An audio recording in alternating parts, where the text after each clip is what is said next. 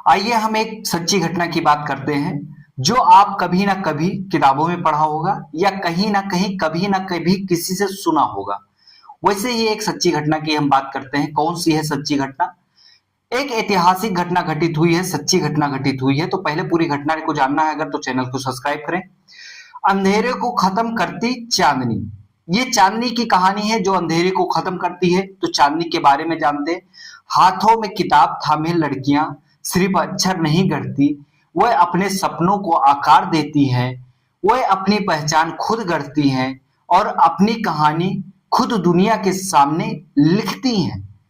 अगर कुछ कहानी ऐसी भी है जो आप सुनते हैं तो आपके अंदर ऐसा आता है, इमेजिनेशन करते हैं कि ये क्या घटना सही घटित होगी, और ये सही घटना है, ये घटना सच घटना घटित हुई है। इसीलिए हम सोचे कि आप सभी लोगों को ये जानना बहुत जरूरी है।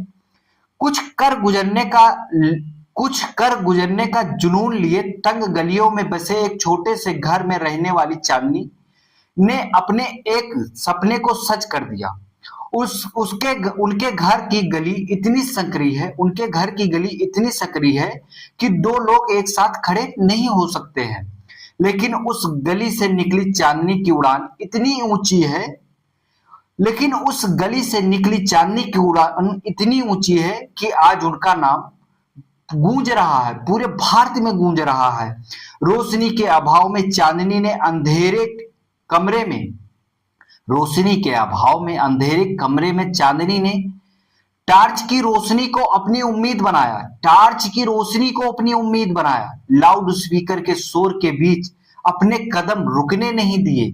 लाउड स्पीकर के शोर के बीच कान बंद कर पढ़ने वाली चांदनी आज एमपी बोर्ड में 12वीं क्लास में टॉप कर अपने माता पिता के जीवन में गर्व और उम्मीद की नई रोशनी बनकर उभरी हैं।